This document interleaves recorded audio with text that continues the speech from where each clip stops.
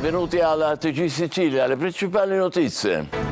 Bagheria, omicidio colposo contro ignoti e l'indagine della Procura di Termini Imerese per la morte di Simona Cinà, trovata senza vita in piscina durante una festa. C'è sicuramente qualcosa che non quadra, ripetono i familiari. Oggi gli incarichi per l'autopsia. Vasta offensiva contro la criminalità organizzata cinese, 13 arresti in tutta Italia. A Catania, scoperto dalla polizia un giro di prostituzione gestito da una donna di origine cinese. Ispezione della Regione per le responsabilità nel caso Viviano. Il giornalista, trasportato su una motoape verso l'elicottero dopo una frattura a stromboli, ha atteso 4 ore all'ospedale Papardo di Messina. Vogliono, dice al nostro TG, la privatizzazione della sanità. Pascoli decimati dagli incendi, grano troppo caro, agricoltori e allevatori chiedono il sostegno della Regione. Ad Agrigento intanto verso la soluzione il problema acqua, grazie al dissalatore di Porto Empedocle. A Catania ancora discariche abusive a cielo aperto accanto alle abitazioni, a rischio incendio. A ridosso di Via dei Salesiani c'è pure una montagna di documenti scolastici abbandonati. Viaggi fra le stelle, Paolo Nespoli incanta il pubblico di Ragusa con il racconto della sua vita nello spazio. 313 giorni in orbita a 400 chilometri dalla Terra. Musica a Catania, lunghe code sotto il sole davanti alla Villa Bellini dei fan di Geolier in concerto stasera. E uno, dicono, che ha fatto successo tutto da solo. Calcio a Palermo, grande attesa per l'amichevole di sabato con il Manchester City. Test domenica al Massimino anche per il Catania, che sul mercato è vicino al centrocampista Aloy.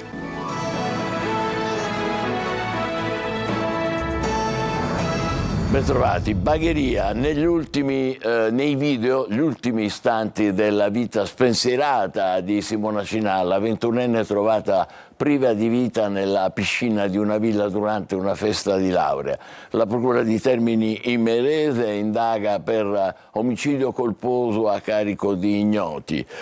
Sono tanti i dubbi da parte dei familiari della giovane. L'autopsia dovrà chiarire le cause del decesso. Adelaide Barbagallo. Eccola Simona Cinà, poco prima che il suo corpo privo di vita venga trovato nella piscina di una villa a Bagheria dove era andata a una festa di laurea. La vediamo mentre balla e cerca di seguire con attenzione i passi e poi qui scherzare con le amiche. È lucida, allegra, vive in pienezza i suoi 21 anni. Cosa è successo? Ha avuto un malore? È annegata? Disperati i familiari cercano risposte che al momento non hanno. La Procura di Termini Imerese ha aperto un fascicolo per omicidio colposo a carico di ignoti. L'autopsia potrà chiarire le cause. Quando abbiamo capito che l'avevano trovato a testa supina, quindi con la faccia verso l'alto, abbiamo capito che c'era qualcosa che non andava. Pure perché Simona non era annegata, probabilmente, dato che era con la faccia in su. Sono troppe cose strane. Siamo arrivati, non c'era niente, era tutto pulito. Zero alcol in giro, nulla. Una festa con tantissime persone, erano 80 persone, non c'era niente che potesse essere chiamato festa, c'era ancora il DJ set e basta. E allora perché è morta? Qualcuno l'ha drogata a sua insaputa e si è sentita male? Simone è stata trovata in bikini, i suoi vestiti riposti in uno zaino, anche questi saranno analizzati. Tra le domande finora senza risposta è come mai nessuno si sia accorto di nulla. C'erano un'ottantina di giovani alla festa che nel messaggio di invito alludeva a brindisi con tanto alcol. Una delle sue amiche è andata via alle 3:20 e l'ha salutata. Stava bene, racconta. 50 minuti dopo Simona era già morta, ma nessuno ha avvertito subito i genitori. Tutti zitti, in silenzio, anche quando sono arrivati alla villa. Nessuno ha avuto parole di cordoglio e anche questo è il loro tormento. Basta operazione contro la criminalità cinese, 13 arresti in tutta Italia. A Catania ha scoperto un giro di prostituzione in uno stabile del centro storico gestito da una donna di origine cinese. Orazio Longo. Il sesso a pagamento veniva pubblicizzato nelle piattaforme online, poi la prostituzione avveniva in questo appartamento del centro storico di Catania. La polizia, su disposizione della procura, ha sequestrato un immobile dove l'attività veniva gestita da una cittadina cinese che favoriva l'esercizio della prostituzione di suoi connazionali, organizzando gli incontri attraverso utenze telefoniche. La donna è stata denunciata per favoreggiamento della prostituzione. La perquisizione degli investigatori si è estesa poi ad un'altra abitazione di Ragusa, dove venivano rinvenuti numerosi profilattici, gel corpo e appunti manoscritti riportanti cifre e numeri di telefono. L'indagine di Catania fa parte della più vasta operazione nazionale coordinata dal Servizio Centrale Operativo contro la criminalità cinese, che ha portato a 13 arresti e 31 denunciati, con sanzioni amministrative per 70.000 euro e il sequestro di 23.000 euro. Blitz in 24 province, con particolare riguardo ai delitti legati all'immigrazione clandestina, allo sfruttamento della prostituzione e del lavoro, alla contraffazione di prodotti, alla distribuzione di stupefacenti e alla detenzione abusiva di armi. Tra le attività illecite anche la Wala, con l'esercizio abusivo dell'attività bancaria in grado di gestire il trasferimento in nero di somme di denaro da un continente all'altro. Una mala cinese che, al pari delle mafie tradizionali, viene ricostruita dagli inquirenti come capace di ricorrere all'intimidazione e alla violenza con l'omertà come regola. Dal reparto di ortopedia del Policlinico di Messina, il giornalista Francesco Viviano racconta la brutta esperienza del soccorso in moto ape dopo la rottura del femore a Stromboli e le 4 ore di attesa al Papardo di Messina. Eccolo al microfono di Francesco Triolo. Ha vissuto in prima persona le disfunzioni della sanità nelle Isole Eolie. Il giornalista Francesco Viviano racconta così il suo viaggio dopo la frattura al femore a Stromboli, dal trasporto in motoape perché l'ambulanza lì sull'isola non c'è da mesi, all'arrivo in elisoccorso al Papardo, l'attesa di ore, quindi il trasferimento al Policlinico, disfunzioni che la sanità siciliana non riesce o non vuole eliminare. Non dipende dai dipendenti e dagli operatori, c'è un finale unico, che è la privatizzazione degli ospedali. A quello si vuole arrivare, quindi più disastro c'è, meglio è.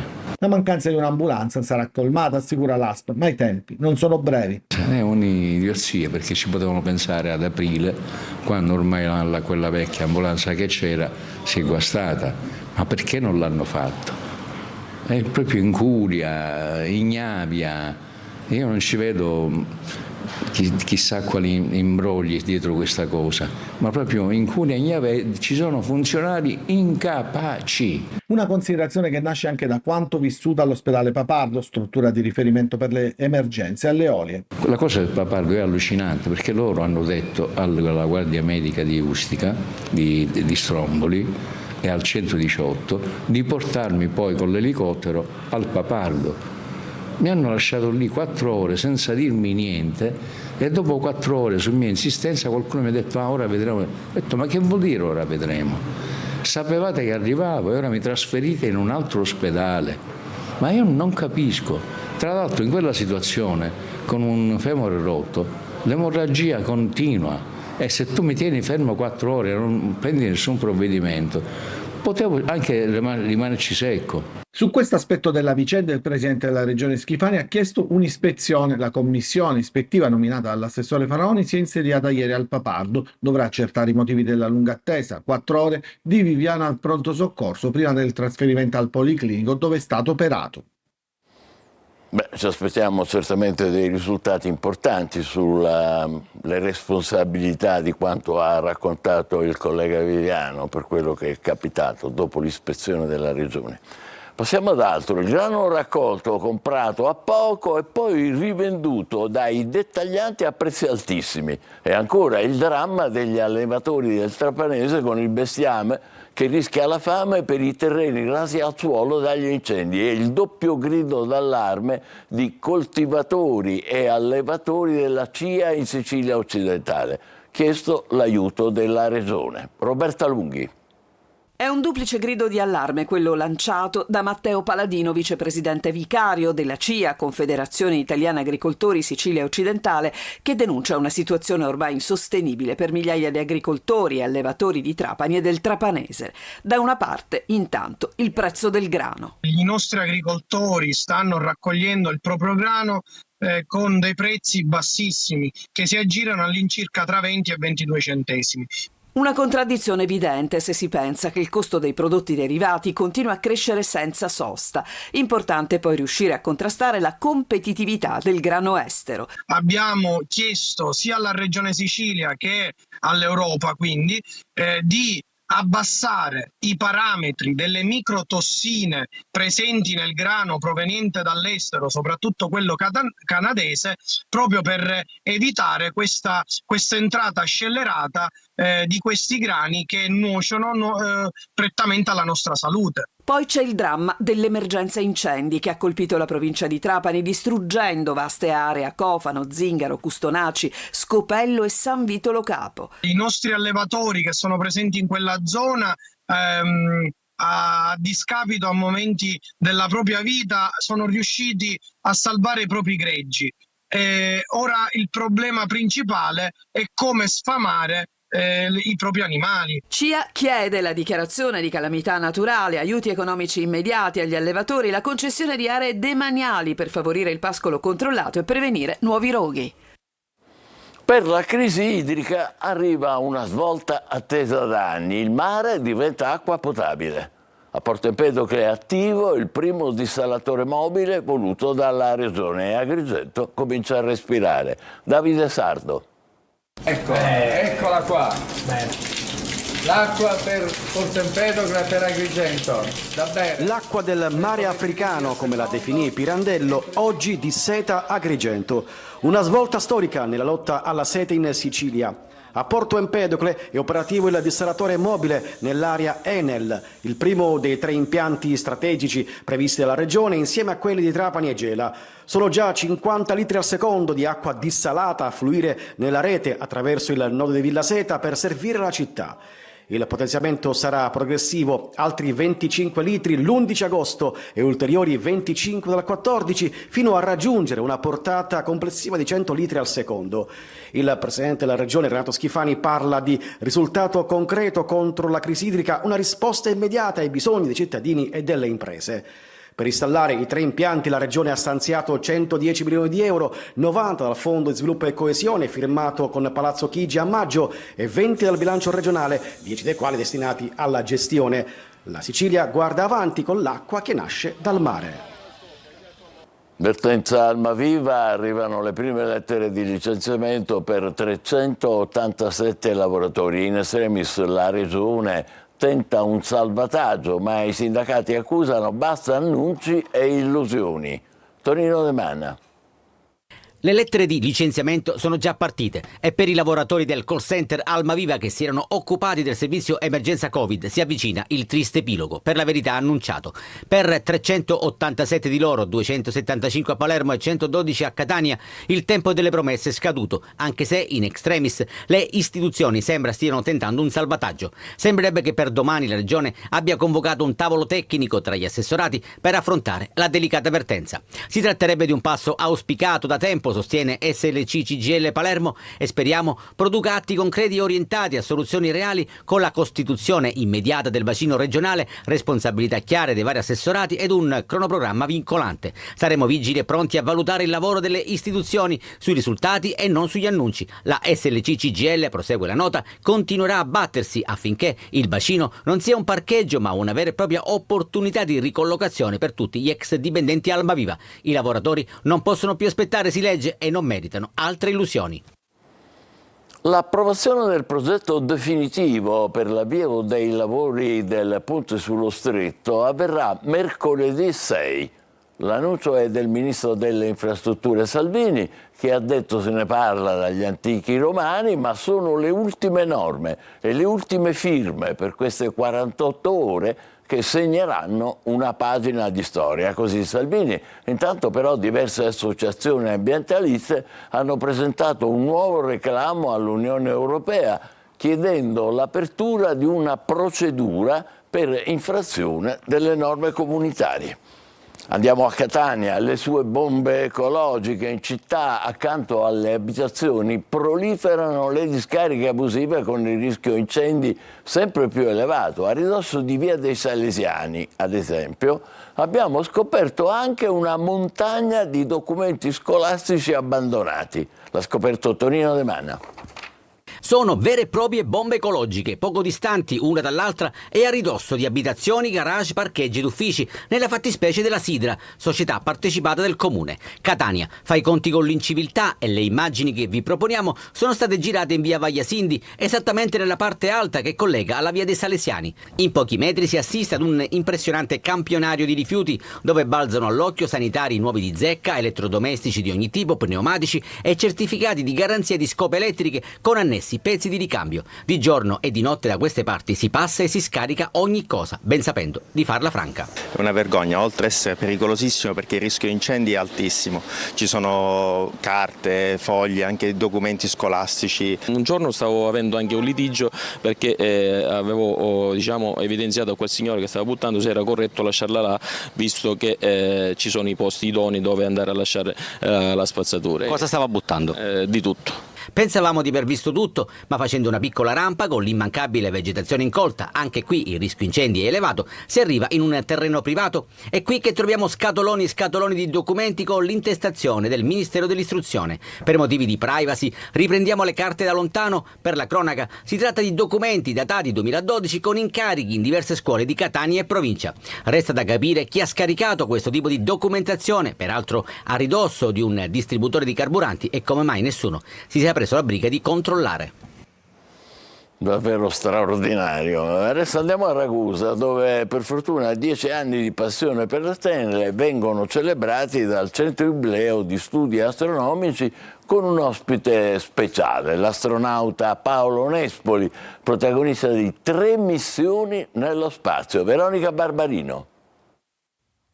Un viaggio tra le stelle è quello che da 10 anni il Centro Ibleo di Studi Astronomici promuove attraverso l'osservazione e la divulgazione del cielo. Per celebrare questo importante traguardo, il CISA ha ospitato Paolo Nespoli, l'astronauta italiano che nello spazio c'è stato davvero e che ha portato a Ragusa il racconto emozionante della sua esperienza tra le stelle. Il mio sogno da bambino era quello di fare l'astronauta. Ho passato attraverso una laurea in ingegneria aerospaziale, la conoscenza dell'inglese.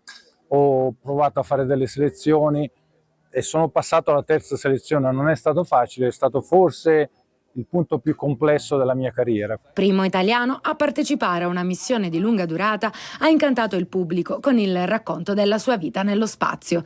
313 giorni in orbita a 400 km dalla Terra, a bordo della Stazione Spaziale Internazionale. Ha vissuto in 100 metri quadri con altri 7 astronauti in un ambiente a microgravità, viaggiando a 28.000 km orari. Vivere in assenza di gravità è veramente interessante perché uno deve cambiare un po' il concetto con cui gestisce le cose, con cui è abituato a lavorare, deve imparare a muoversi in un modo diverso. Il cielo affascina da sempre, ricorda il siciliano presidente dell'Unione Astrofili Italiani. Svelare il mistero delle stelle, il mistero di quello che ci circonda, di questo universo che è uno scrigno di colori, di gioielli e di cose fantastiche. Un evento che ha unito scienza, passione e futuro, ricordando a tutti l'importanza di continuare a guardare in alto, perché i sogni impossibili sono quelli nei quali non crediamo abbastanza. Altro genere di spettacolo ad Agrigento, ironia, ritmo, applausi a scena aperta. Emilio Solfrizzi incanta il Teatro dell'Efobo con Anfitrione, il capolavoro di Plauto, che fa riflettere divertendo. Davide Sardo. Un vortice di risate, equivoci e riflessioni sul valore dell'identità. Anfitrione di Plauto conquista Agrigento tra lunghi applausi al Teatro dell'Efebo. Sul palco la compagnia Molière, guidata da Emilio Solfrizzi, attore e regista, che ha regalato al pubblico una interpretazione intensa e ironica. Plauto è un genio, lui si è inventato tutto, si è inventato il doppio teatrale, ha messo gli dei tra gli uomini, gli dei camminano tra gli uomini facendo danni e noi non possiamo fare assolutamente niente. Voi non potete capire la modernità di Plauto, perché chi sono gli dei moderni? Sono i social, sono gli algoritmi, sono quelle cose che sono sulla nostra testa e noi non possiamo fare niente, sono quelli che addirittura ci indicano la strada e noi pensiamo che sia la strada strada giusta. Due atti travolgenti in una cornice suggestiva. L'antica cava di tufo trasformata in teatro all'aperto ha reso ancora più magica l'atmosfera. Un tuffo nel teatro classico che ha saputo parlare al cuore e all'intelligenza del pubblico moderno. Emozione pura sotto le stelle di Agrigento. Musica, a Catania sale la febbre per il concerto stasera di Geolier alla Villa Bellini. C'è chi è arrivato alle 4 di stamattina per aggiudicarsi il posto in prima fila. Tantissimi ragazzi accampati in attesa sotto il sole. Vediamo perché il rapper napoletano piace così tanto. Con Eva Spampinato. Sono qua dalle 4:15. Alle 8 siamo partiti da Siracusa alle 5. Almeno sei riuscito a prendere il posto? Sì, abbiamo il gruppo numero 3, stiamo prendendo uno dei primi. Abbiamo preso il treno, poi abbiamo preso l'autobus, siamo venuti per farli contenti. Stamattina alle 5 c'erano 10 persone prima di noi. La scorsa volta per Sfera Ebbasta siamo arrivati alle 8:30, però già eravamo 93esimi. Alle 7 del mattino è un'avventura, sono tantissime persone. L'atmosfera davanti alla Villa Bellini di Catania è carica di adrenalina. Servirà per reggere l'attesa fino a questa sera, quando sul palco del Summer Festival salirà Geolier. Ombrelli, tende improvvisate, zaini carichi di provviste e all'arrivo del nebulizzatore di acqua tutti tirano un sospiro di sollievo, anzi un urlo. Una passione che attraversa tutta la Sicilia e che trasforma la Villa Bellini in un grande raduno di fan dell'idolo napoletano che piace perché Non aveva nulla e da solo si è creato la sua strada cantando le canzoni e facendo quello che più gli piace fare. Oltre alla sua musica mi piace anche come persona. Parla della sua vita e diciamo che io mi rispecchio molto nelle sue canzoni. Il consiglio che do anche a tutti i ragazzi è che se credete veramente in una cosa fatela. Io accompagno mia figlia e i miei nipoti. Tutto il giorno starò in ansia, però sono ragazzi, si devono divertire. Qual è il vostro kit di sopravvivenza? Vabbè, la magliettina, cose più... poi mangiare, quindi 2 cartucciate, una bombetta. Giocare a carte. Stiamo facendo un sondaggio per vedere se siete dei veri fan di Geolier. Qual è il suo vero nome? Emanuele Palumbo, un po' come me, io mi chiamo appunto anche Emanuele. Mi sa che c'è anche una somiglianza. Sì, col baffetto, molti mi dicono che pure gli somiglio. Stasera la prima data, sold out, domani si replica e sarà di nuovo bagno di folla. Alla Villa Bellini di Catania. Adesso è il momento della nostra pausa, tra poco il calcio con l'attesa per il City in casa Palermo e il centrocampista Aloi che è vicino al Catania. State con noi, vi aspetto.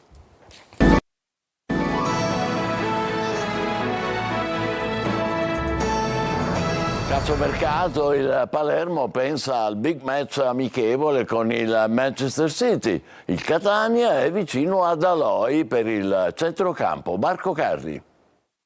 In casa a Palermo sono giorni di riflessione sul mercato, ma anche vissuti nella constatazione dell'affetto dei tifosi che riempiranno il Barbera come era lecito attendersi per l'amichevole con il Manchester City.